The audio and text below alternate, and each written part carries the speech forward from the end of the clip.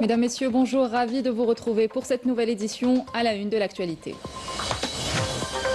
La foire de la production algérienne, un rendez-vous économique majeur qui vise à mettre en lumière le savoir-faire des participants et de renforcer leur présence sur le marché national. Ce midi, nous nous intéresserons aux entreprises actives dans le secteur de la sidérurgie.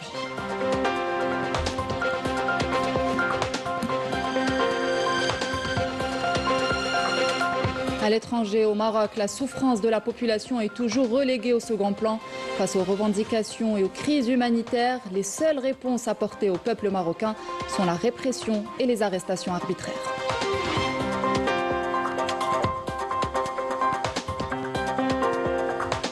Dans la bande de Gaza, en plus du froid et des conditions humanitaires catastrophiques, l'entité sioniste poursuit ses massacres. Au moins 3 Palestiniens sont tombés en martyrs hier suite à des frappes des forces d'occupation sur le quartier de Choujaïa, à l'est de Gazaville.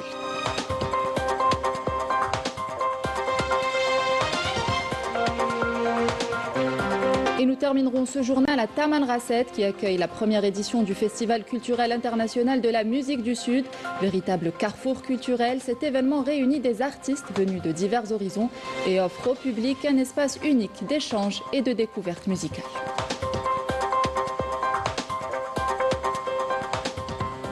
Bienvenue à tous. Le Made in Algeria à l'honneur à la 33e édition de la foire de la production algérienne. Un rendez-vous économique majeur qui met en avant le potentiel des produits nationaux, la diversité de l'offre et le savoir-faire des entreprises algériennes de plus en plus présentes sur le marché national mais aussi à l'international. Milad Hannin. À travers cette nouvelle édition, le Salon de la production nationale s'affirme comme un espace révélateur du dynamisme économique de l'Algérie dans un environnement marqué par une concurrence accrue sur les plans régional et international. L'Algérie peut être fière de son industrie pharmaceutique. Le pays n'a rien à envier aux nations avancées dans la fabrication de médicaments. Le salon offre aux opérateurs économiques un cadre moderne et structuré pour valoriser leur production industrielle. La société algérienne de fabrication de tubes filiale du groupe SNS illustre cette dynamique en présentant ses produits au sein d'une infrastructure conçue et réalisée par des compétences algériennes. Ce bâtiment a été réalisé par une entreprise algérienne, filiale du groupe anciennement connu sous le nom de Bati Metal, devenu après CSC Metal.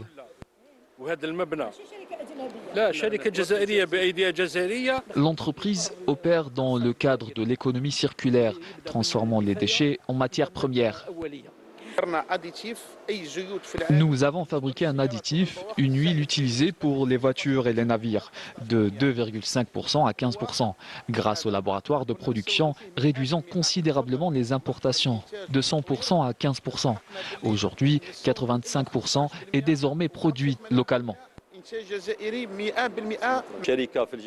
L'entreprise récupère les déchets ferreux et les transforme désormais en produits finis algériens, tels que le fer plat et les charpentes métalliques.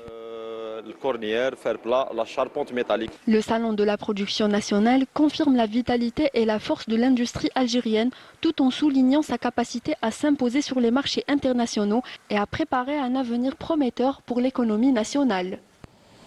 Et parmi les secteurs représentés à la foire de la production algérienne, le secteur de la sidérurgie occupe une place de choix.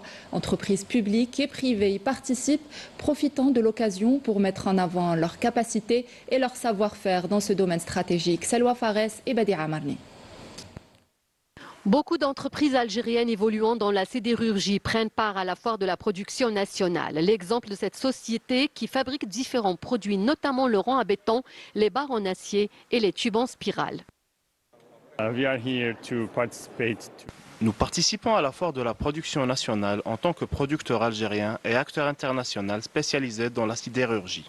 Le volume de nos exportations en 2025 a atteint près d'1 milliard de dollars, un chiffre qui sera revu à la hausse en 2026. Cette activité industrielle intéresse également les start-up qui tentent de répondre aux besoins du marché national. Nous fabriquons des freins pour véhicules légers et poids lourds. Nos produits sont de qualité répondant aux normes internationales.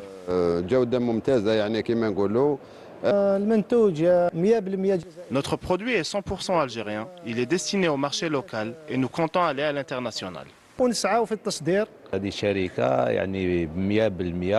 Notre société est 100% algérienne, nous fabriquons ces rayonnages métalliques et nous nous approvisionnons en acier plat du complexe d'El Hadjar.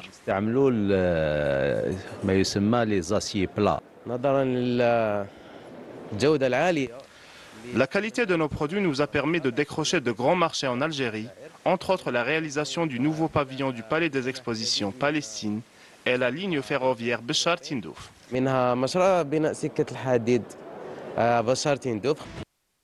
L'Algérie a relevé de grands défis pour le développement de l'industrie nationale en encourageant les investisseurs et en axant ses efforts sur la promotion du produit algérien.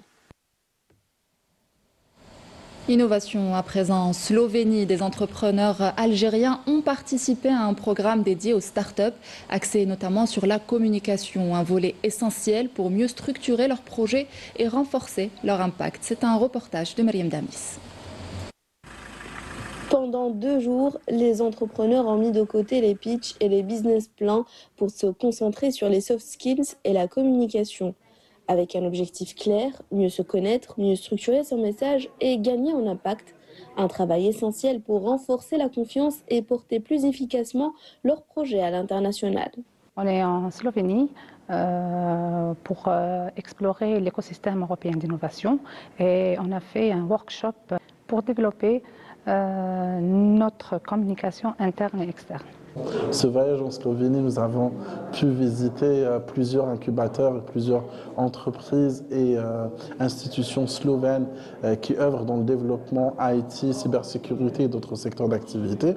Et aussi, nous avons eu le plaisir de visiter et de faire des visites culturelles telles que des villes telles que Celia et aussi le lac de Bled. Nous avons eu le plaisir de faire une petite tournée en bateau. Et aujourd'hui, nous avons fait des workshops sur des soft skills. Et franchement, cela nous a permis de mieux connaître et de se connaître entre nous, les start-upers algériens. Animé par une spécialiste de la communication comportementale, l'atelier a mêlé pratique et introspection pour mieux se comprendre et ajuster sa communication. Quand on parle de communication pour les entrepreneurs et en particulier pour les startups, il ne suffit pas d'avoir une bonne idée. Il faut lui donner vie, il faut savoir la porter, la défendre et la vendre. Et pour cela, la communication est essentielle. Il s'agit de communiquer avec ses clients, avec ses partenaires commerciaux, ses investisseurs, ses pairs dans le secteur, les membres de son équipe, mais aussi avec les institutions nationales et internationales qui peuvent faire partie de cet écosystème. Donc après le succès de la première expédition en Slovénie, nous y voilà encore une fois. Nous avons eu un programme très riche entre présentations au sein d'entreprises prestigieuses, mais aussi des visites chez des incubateurs et aussi une formation en soft skills. Nous avons également noté plusieurs initiatives et démarches individuelles entreprises par nos jeunes start-upers à côté du programme initial, et donc on espère que ça va apporter ses fruits, comme nous espérons aussi maintenir une relation sur le long terme avec nos partenaires slovènes. Dernier rendez-vous d'un programme de 10 jours, riche en rencontres, ce workshop a permis aux participants de repartir avec de nouveaux outils et une meilleure connaissance d'eux-mêmes pour aborder la suite de leur parcours entrepreneurial.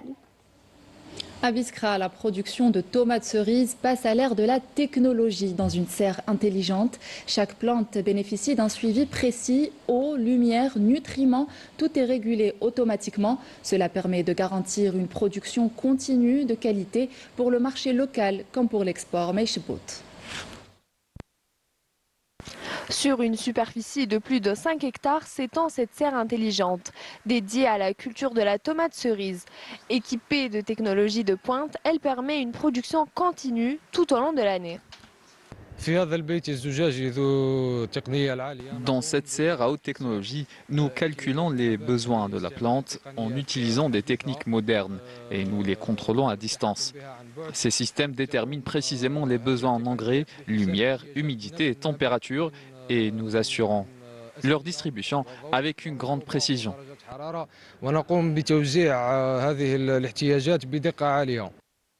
Ici, les ingénieurs s'appuient sur des technologies avancées pour réguler la chaleur, la fraîcheur et la distribution de l'eau, garantissant ainsi un rendement élevé de tomates cerises. Notre objectif est de garantir des produits de haute qualité grâce à la maîtrise complète de la serre, température, humidité, éclairage, irrigation, dosage des engrais et d'autres paramètres essentiels.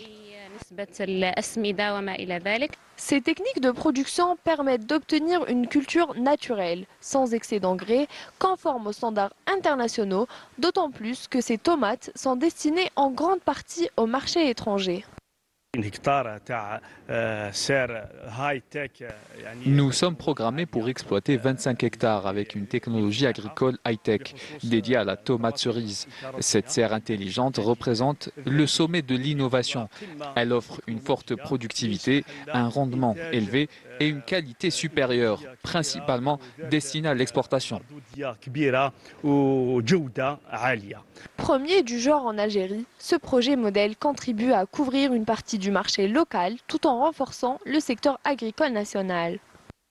L'adoption d'approches nutritionnelles fondées sur la science pour lutter contre les maladies métaboliques telles que le diabète de type 2, l'obésité ou encore les troubles du cholestérol figurent parmi les principales recommandations du deuxième congrès international sur les sciences alimentaires, une rencontre qui a réuni des chercheurs et professeurs de renommée mondiale. Smaïl Belkaidia. Une bonne santé passe par une alimentation saine. C'est ce que les différents conférenciers ont voulu nous expliquer lors de la deuxième édition du congrès international tenu à l'INATA de Constantine. C'est une édition qui est consacrée à la relation entre l'alimentation et la santé, donc à travers ces trois axes principaux. Donc le premier axe, c'est alimentation, nutrition et santé. Le deuxième axe, c'est un axe qui est beaucoup plus axé vers la technologie ou bien vers la formulation d'aliments fonctionnels. Troisième axe, c'est aussi un axe qui a son importance, c'est pour rester toujours dans l'évolution 4.0 ou bien l'évolution de l'utilisation des intelligences artificielles. Cette rencontre scientifique de qualité a été relevée par la présence d'experts de renommée mondiale. Nous avons bien sûr initié pas mal d'actions, entre autres un aspect très important et un domaine très important, celui des probiotiques et sa relation avec les maladies métaboliques. L'obésité aujourd'hui, elle est considérée comme une maladie, même en Algérie. Ce n'est plus un signe de bonne santé ou un signe d'aisance. Si on veut réellement prévenir toutes ces maladies et réduire les dépenses de santé, il faut agir précocement, déjà chez l'enfant, le petit enfant. On a un concept au Burkina qu'on appelle ANGE, qui est l'allaitement du nourrisson et du jeune enfant. Voilà, c'est tout un processus qui permet à une mère de donner de façon exclusive le lait maternel à l'enfant. Et moi, je veux écrire un projet allant dans ce sens pour montrer que donner du lait maternel exclusivement à l'enfant avant l'âge de 6 mois est très important et ça peut permettre à l'enfant d'avoir un bon développement. Nous respirons, nous avons besoin d'oxygène. C'est un élément important parce que ça nous apporte de l'énergie, mais l'oxygène a un côté oxydant et donc nos graisses s'oxydent. Prenez du beurre, si vous le laissez sur la table, le beurre il rancit. Bien, nos graisses, elles rancissent aussi. Notre ADN s'oxyde et tout ça, c'est impliqué dans le développement des maladies cardiovasculaires, des cancers, des diabètes, des maladies neurodégénératives. Et donc pour contrebalancer cet effet toxique de l'oxygène, on a besoin d'anti-oxygène ou d'antioxydants. Dans mes recherches, je travaille sur les biopolymères utilisés pour l'emballage alimentaire. C'est pourquoi je trouve cette conférence très intéressante, car elle est consacrée aux applications alimentaires, à la sécurité alimentaire et elle est étroitement liée à mon sujet de recherche. J'apprécie beaucoup cette initiative et j'espère trouver des collaborateurs, établir une coopération avec des chercheurs et scientifiques algériens afin que nous puissions unir nos travaux. Très intéressant, les thèmes de recherche dans le domaine de l'alimentation gagneraient à connaître une plus grande vulgarisation.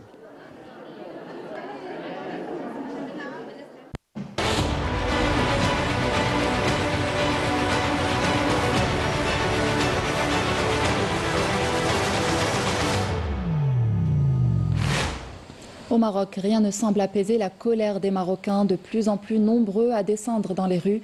Ils dénoncent l'injustice et la répression qu'ils subissent au quotidien. Les récentes inondations qui ont frappé le pays ont exacerbé les tensions, mettant en lumière l'incapacité du Makhzen à gérer les crises et à garantir des conditions de vie dignes pour la population. Walid Benouis.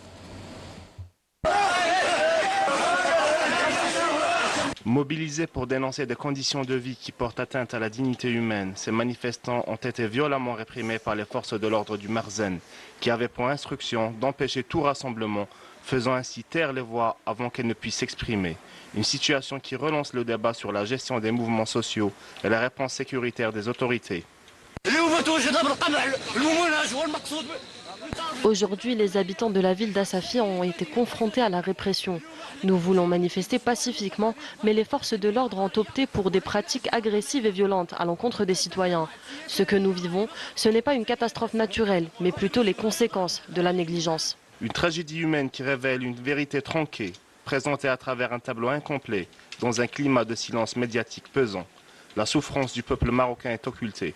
Face aux crises humanitaires, la seule réponse apportée demeure la répression et les arrestations. Nous refusons que les victimes soient livrées à elles-mêmes pour défendre leurs intérêts. Nous refusons qu'Assafi soit une ville sinistrée. Une question se pose, pourquoi les autorités dissimulent le nombre réel de morts?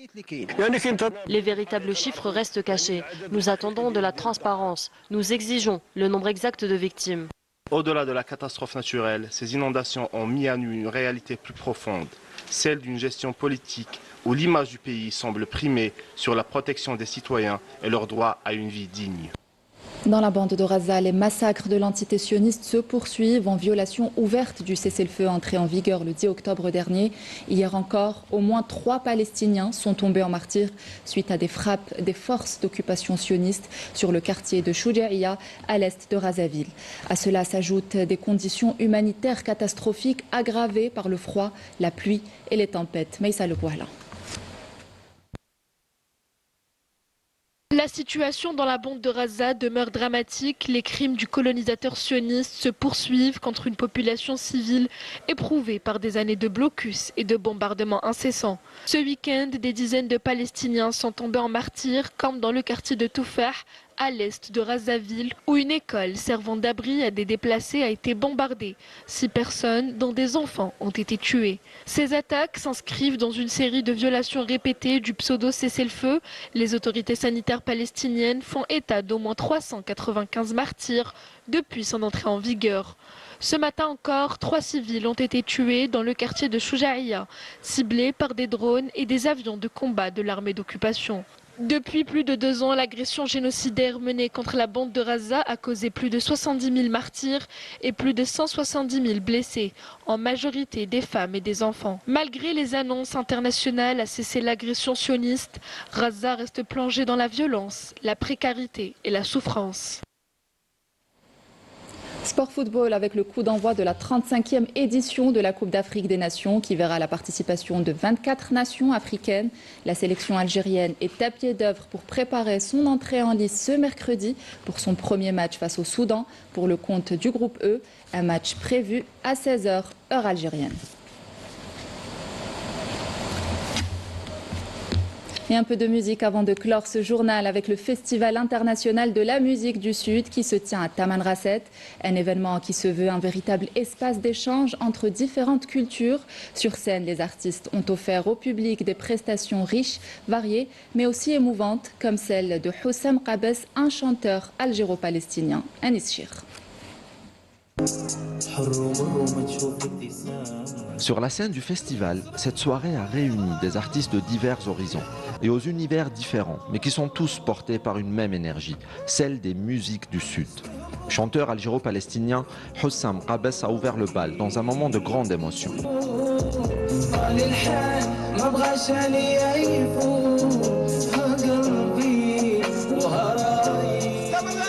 Moment particulièrement symbolique lorsqu'il interprète un chant palestinien.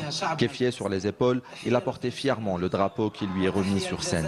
Une image forte illustrant la fraternité entre les peuples du Sud, unis ici par la musique. Je suis très fier d'être en Algérie. On remercie l'organisation du festival et l'accueil chaleureux qui fait toujours du bien aux artistes. Pour moi, l'Algérie et la Palestine sont un seul et même peuple, un seul et même cœur. Les deux ont porté une grande cause et je suis très content d'être ici. Hicham Boumaraf, accompagné de son groupe de musiciens, a livré une prestation élégante et généreuse. Une musique fusion aux intonations des années 70 qui rappelle un âge d'or musical tout en conservant des notes contemporaines.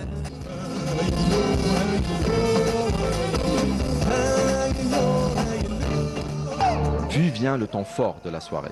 Jam et Timo montent sur scène et enflamment tout de suite le public, avec des reprises de classiques algériens comme Anna Ourzali, revisité dans le style de Jam, qui, en véritable alchimiste, sait transmuter les sons sans les dénaturer et nous offre des œuvres originales saisissantes.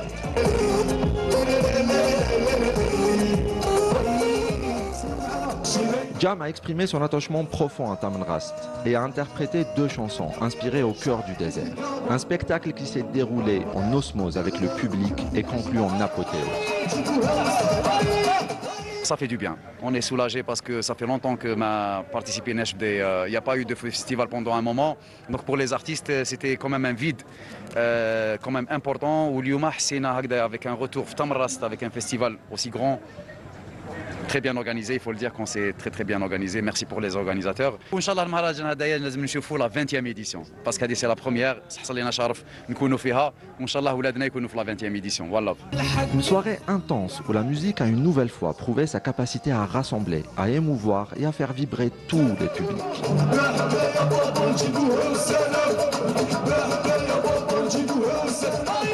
Et c'est ainsi que nous arrivons à la fin de cette édition. Merci de l'avoir suivi. Excellente suite de programme sur notre chaîne. À demain.